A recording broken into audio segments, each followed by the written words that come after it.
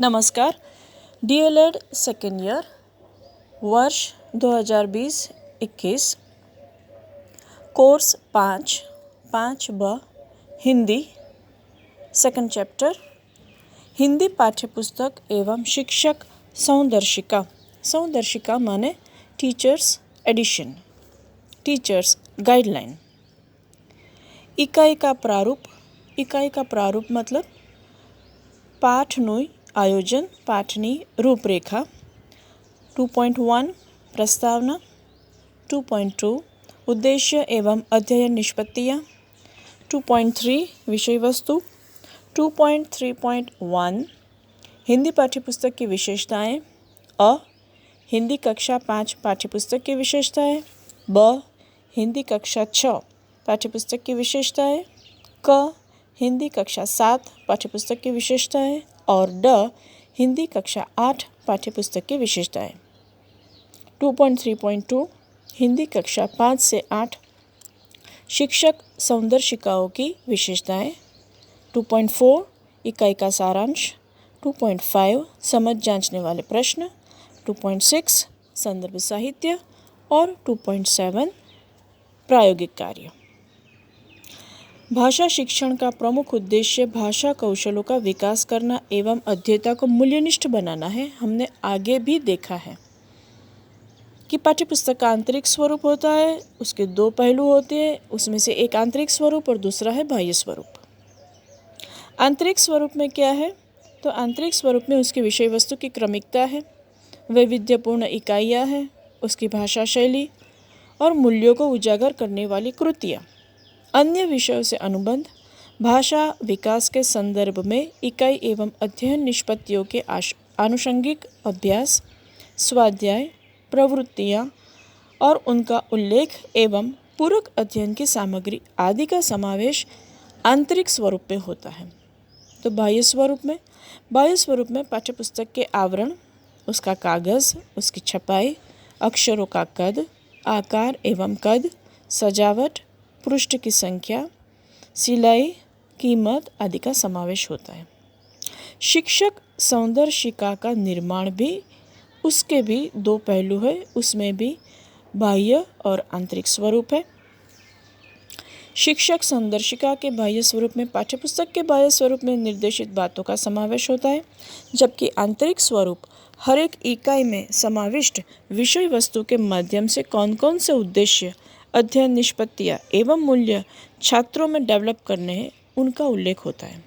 साथ साथ भाषा के प्रमुख उद्देश्य, अध्ययन निष्पत्तियाँ और मूल्य विकसित करने के लिए शिक्षक कौन कौन से अनुभव देंगे, कैसे अनुभव प्रदान करेंगे, उसके लिए कौन कौन सी पद्धतियाँ, प्रयुक्तियों का उपयोग करेंगे, छात्रों की सिद्धि का सतत आकलन करते हुए कैसे कक्षा अध्यापन कार्य करेंगे, इन सारी बातों का विवरण इनमें दिया गया है।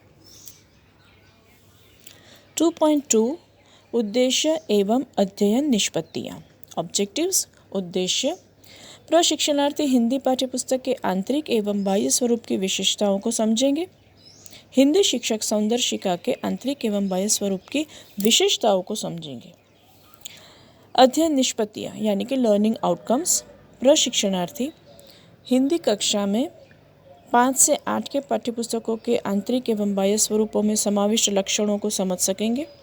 हिंदी कक्षा 5 से 8 के पाठ्यपुस्तकों की समीक्षा कर सकेंगे। हिंदी कक्षा 5 से 8 की शिक्षक संदर्शिकाओं के आंतरिक एवं बाह्य स्वरूपों में समाविष्ट लक्षणों को समझ सकेंगे और हिंदी कक्षा 5 से 8 की शिक्षक संदर्शिकाओं की समीक्षा कर सकेंगे।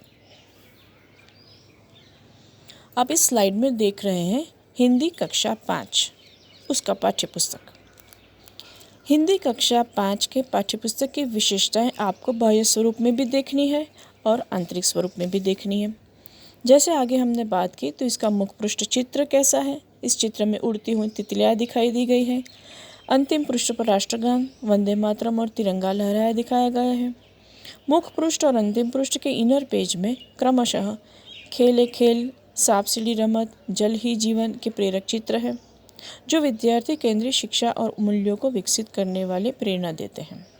अक्षर की छपाई, अर्थग्रहण क्षमता, कागज़, छात्रों की वय कक्षा अनुसार पाठ्यपुस्तक और कीमत, इन सारी बातों का उल्लेख जो है वो बाह्य स्वरूप में किया गया है।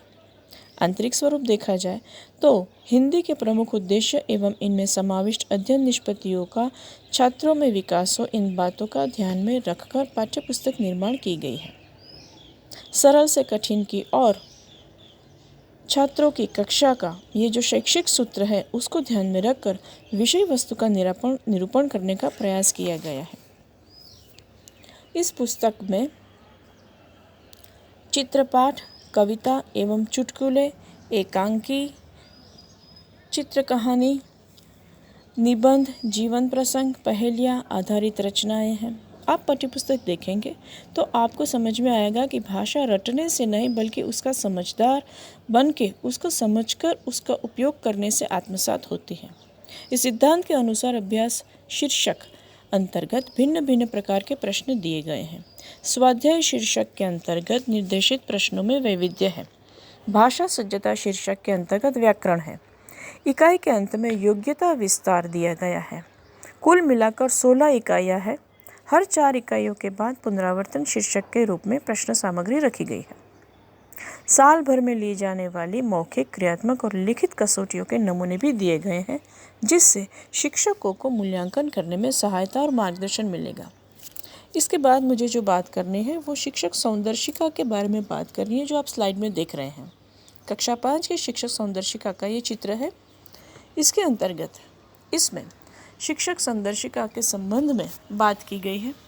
इसमें भी उद्देश्य, जीवन मूल्य यानी जीवन का कौशल्य, अध्ययन अध्यापन प्रक्रिया, शब्दार्थ की शिक्षा, साहित्य स्वरूप के प्रकार, उनमें शिक्षा का सुझाव, कहानी शिक्षण, काव्य शिक्षण, एकांकी शिक्षण, निबंध शिक्षण, व्याकरण शिक्षण, परिभाषा, रचना शिक्षण, रचना का महत्व, रचना के लिए इतना करें, मतलब एक्टिविटीज़ दी गई है कि रचना करने के लिए आपको ये करना है। इसके बाद प्रवृत्ति शिक्षण, गतिविधि चित्र पर कहानी बनाना, उसके भी पॉइंट्स दिए गए हैं। अभ्यास, स्वाध्याय, पुस्तकालय का उपयोग और निरंतर और व्यापक मूल्यांकन, इन सारी बातों का समुच्चय सौंदर्शिका के रूप में है। अंतर्गत और भी बात है उद्देश्य में कि अर्थग्रहण, अभिव्यक्ति, सृजनात्मकता, उसके बाद व्यावहारिक उपयोजन, तार्किक चिंतन की बात भी सौंदर्शिका में है। आगे देखते हैं हिंदी कक्षा 6। हिंदी कक्षा 6 के प्रथम सत्र का ये पाठ्यपुस्तक है जो आपको स्लाइड में दिखाई दी गई है। इसके अंतर्गत अभ्यासक्रम में आप देखेंगे तो विविधता है, जैसे कहानी है, गिनती है, प्रसंग कथा है, पहेलियाँ भी है। आप हिंदी कक्षा 6 के द्वितीय सत्र के पाठ्यपुस्तक की स्लाइड देख रहे हैं अभी। इसके अभ्यासक्रम में भी विविधता है, जैसे कि प्रसंग काव्य है, प्रसंग वर्णन है, चुटकुले हैं, पत्र है, काव्य है, कहानी है और एकांकी भी है। हिंदी कक्षा 7 का प्रथम सत्र का ये पाठ्यपुस्तक, इसकी स्लाइड है।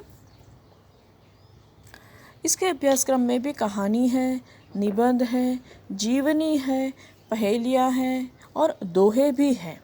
मतलब कि सारे अभ्यासक्रम में विविधता है, मैं यही दिखाने जा रही हूँ।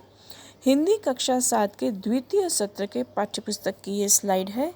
इसके अभ्यासक्रम के अंतर्गत आपको दिखाई देता है कि कविता है, कहानी है, मूलक प्रेरक प्रसंग है, चुटकुले हैं, वाद विवाद, ये सब भी इसमें समाविष्ट है। हिंदी कक्षा 8 की ये स्लाइड है प्रथम सत्र की। इसके अंतर्गत भी हम यही देख रहे हैं कि कविता है, जीवनी है, समूह गान है, साक्षात्कार भी है, वाद विवाद भी है, काव्य भी है और एकांकी भी है।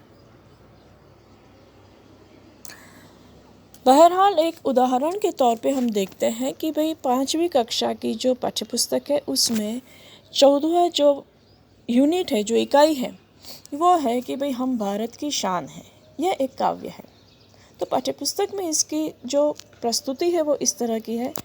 और वो जो प्रस्तुति है उसको सौंदर्शिका में बहुत अच्छी तरह से समझाया गया है कि एक शिक्षक को अगर यही काव्य क्लासरूम में जैसे पढ़ाना है तो किन किन स्टेप्स, किन किन सोपानों से, पद्धति से उसको पढ़ाया जाए या इसके साथ पूरक सामग्री भी ऐड की जाए।